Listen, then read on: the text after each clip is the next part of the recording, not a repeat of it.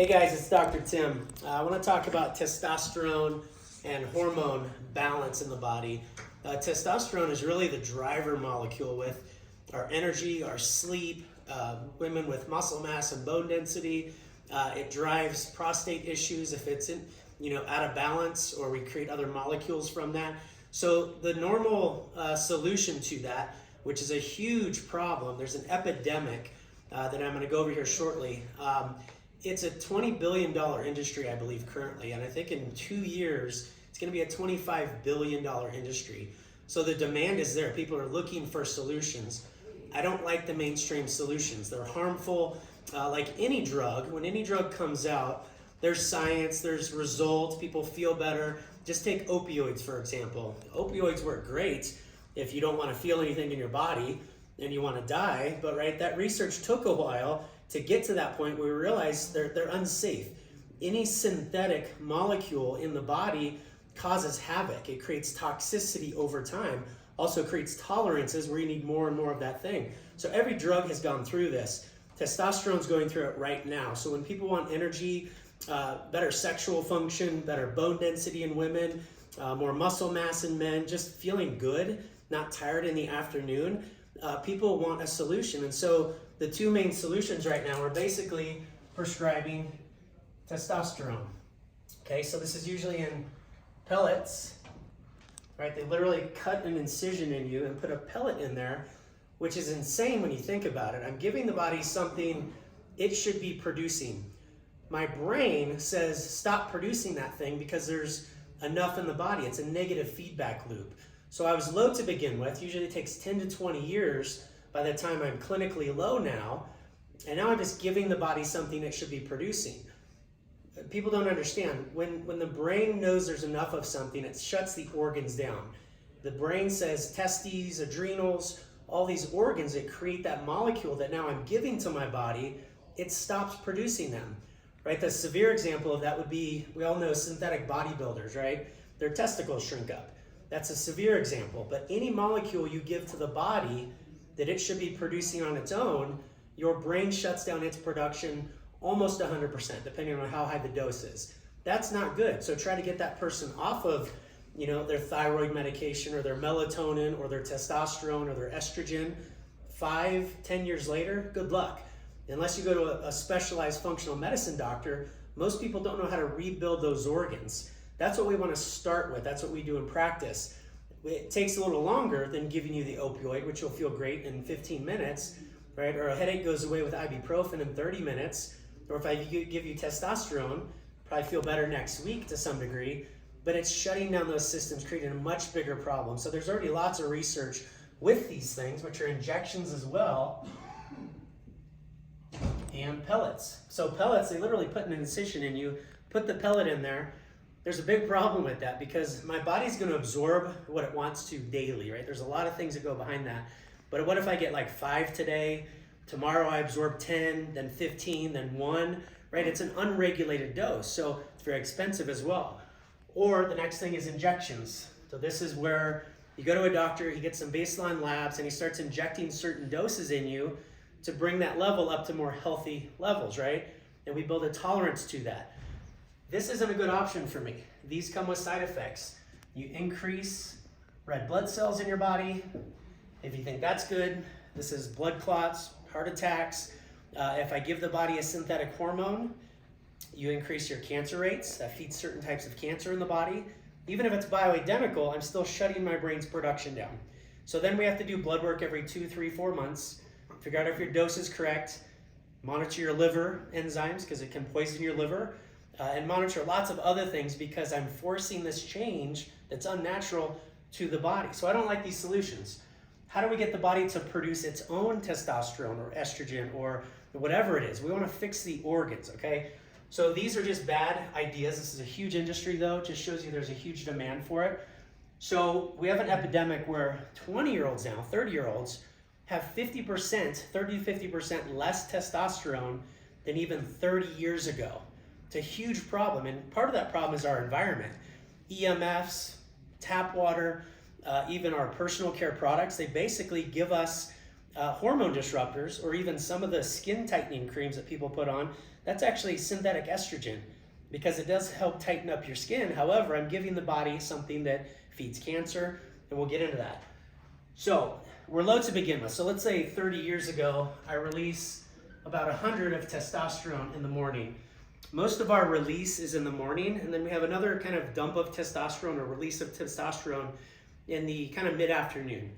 So the body releases it, right? I don't want to give you the testosterone. I want to teach my body how to release it properly, but then utilize it properly. So let's change this number actually. Let's say 20 years ago, 30 years ago, this was actually 300. Okay, that would be better. But now we're talking more like 100, okay? So I released this number of 100 for illustration purposes. But there's this thing called SHBG. So we might have 60 of this convert to SHBG. It basically doesn't convert, it binds to this molecule. So if I release 100, but I lose 60 over here, I have 40 left. I don't really like that. So now when I release 100, I only get to utilize 40 of it. There's two other bad things that happen. Some of this 40, let's say 10 of it, converts to something called DHT. This is called dihydrotestosterone. This is not good. I don't want my testosterone up here to convert to DHT. First of all, I lose it. Now this number goes to 30. But this is a bad molecule in excess. This feeds prostate issues, PSA levels, BPH. This is why most men and women lose their hair over time. I didn't lose my hair because of that, by the way. I shaved it. But it's also what feeds PCOS and like fibroids in a female. That's simply occurring because my testosterone is converting to this thing called DHT. But I just lost 10 more, so now I have 30 left of my 100. That's not good either. So what if another 10 converts to estrogen? This is really bad. This feeds breast cancer. So look up something called aromatase inhibitors. There's a whole drug category that's designed to stop that. A lot of women are familiar with it because it's a breast cancer drug, it's a cancer prevention drug. It feeds a lot of male issues as well. So now I have this 20 left. I started with 100, which is way too low to begin with. Now I have 20 left. I have two bad things created in my body that feed lots of bad health issues in my body, and I'm tired. I have no sexual, health. The morning wood goes away for those men, and then we start developing fibroids, hair loss, and things like that. So that's all because of testosterone. Testosterone is a driver molecule. If anybody's tired, not sleeping good, it's usually testosterone imbalance, not low necessarily. Here's another example. If we have somebody that I measure through labs, and one of them's only a level of 100, and one's at 1,000, most men think, ooh, I want to be here. Well, that's not good either, because I know because of this high number, higher than it should be, I have more DHT conversion happening probably, and I have more estrogen conversion. These are bad. Here's what's more important than this big number here, or the small number. What amount of this number is actually free or bioavailable? That's what actually makes me feel good. That's usually only about 2 to 3% of this total number. It's not uncommon now that we get our patients feeling better with this number than this number. It's not about the number, how much is free? Because if I only have 1% of this free, right, and 1% over here free, I'm not going to feel very good, even with a really high number, right? So then this 1,000, we have all these conversions happening. I don't have very high free testosterone. So the goal is really to get this free or bioavailable, which is what I have access to utilize testosterone how my body needs it, okay? So the molecule we work with is from fenugreek. It's some specialized molecules that really came out of curiosity 25 to 30 years ago. So they started studying these molecules that are only created under stress in India, I think Iran as well, right? Iraq. And they're only created under a stressful environment, which is no water, 120 degrees. Those plants have adapted for who knows how long, thousands of years, to create these little specialty molecules that protect that plant in that environment so they can actually grow. So in Tucson, Arizona, I can't grow fenugreek and get these same molecules. So curiosity 30 years ago, these gentlemen, these geniuses, really started extracting these molecules. They're kind of like, well, if these protect plants under stress, what do they do in humans? So 30 years later, we have something called TestaSurge. It's a molecule from fenugreek, and essentially what it does is it binds to this thing called SHBG for me. This is incredible because now when I release my 100, even a low number, now I can actually utilize the 100, not 20, because I lose a bunch of it. Okay, so let's go back to this chart here. So if I release 100 and I take TestaSurge or Epic T at night, when I take it at night, it absorbs on my body, it goes and it binds to SHBG. So now imagine when I release this 100 in the morning, I have all of it or most of it left. Okay, that's a good thing. Well, what about the conversion? So I don't really want this to go to DHT or estrogen. Remember, these feed really bad things in our body. Cancer is the #2 killer. Breast cancer is huge. It's not decreasing over time, it's getting worse. So what if this same molecule went and was also a 5-alpha reductase inhibitor, that's the technical term, but a DHT inhibitor? It stops this from happening. That same molecule stops me from converting my testosterone to DHT. Now I still have 100. Get rid of that bad guy that causes prostate issues, hair loss, and a lot of other issues. So it is also an aromatase inhibitor. We have all the clinical studies showing that all these mechanisms exist with this molecule.